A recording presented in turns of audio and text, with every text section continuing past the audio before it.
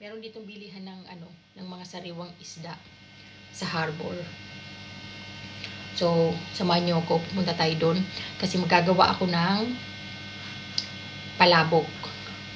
So, bibili ko ng hipon na mga 6 na piraso. 6 na piraso kasi mahal. Kailangan natin magtipid.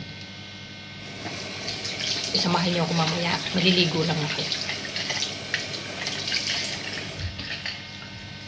So, ayun mga kanguso.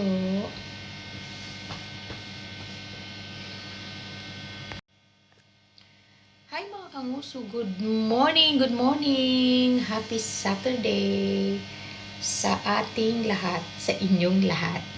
So, ayan, kagigising lang natin.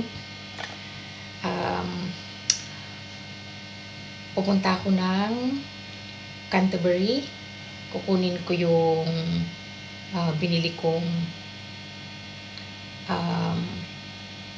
ano ba yun? 6 packet sa Marks and Spencer ata. Basta nakalimutan ko na. So, dahil naka-holiday tayo hanggang Wednesday, dahil nagre-review tayo ngayon para sa ILR. Sana makapasa. Ang hirap nung exam. So, kailangan natin magtiyaga para tayo ay may ilaga. Charot. So, alam niyo mga kanguso, ito, papakita ko yung toothpaste na ginagamit ko. Ayan.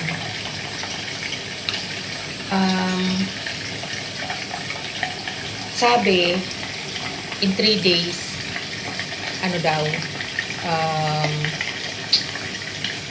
puputi na yung ngipin mo. Pero sobrang pait. As in, mapait pa sa ampalaya. Nakakasuka. Ganito yung itsura niya. Para siyang may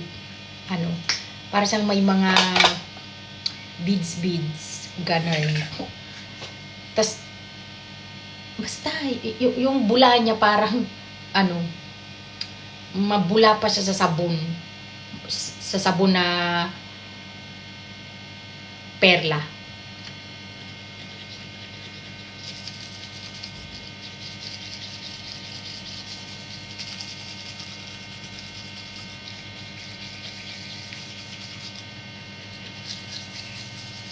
So, titingnan natin kung in 3 days, may pagbabago dun sa ngipin.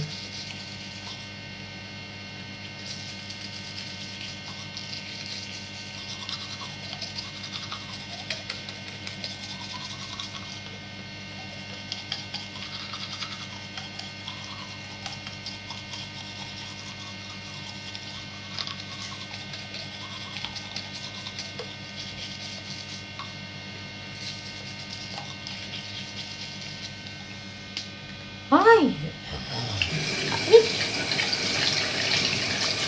Grabe!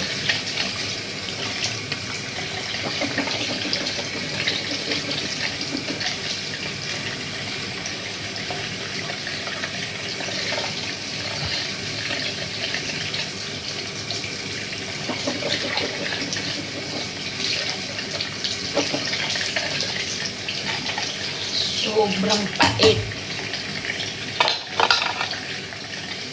Tapos, kailangan natin maglinis ng ng ganito.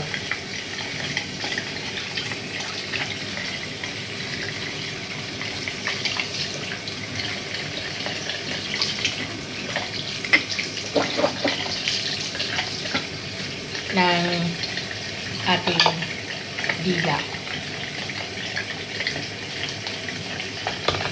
Ewan ko kung merong ganito sa Pilipinas. Kasi 'di ba, pag toothbrush lang, Parang hindi hindi siya effective. So, ito, ang galing. Tapos, kailangan natin siyempre, pupunta muna ako ng,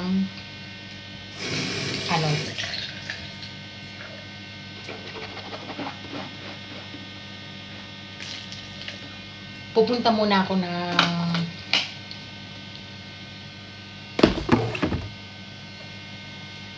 bilihan ng isda dito sa So, ayun mga kanguso, maglalakad lang tayo syempre kasi malapit lang. Papunta na tayo ng harbor. Sobrang init ngayong Sabado.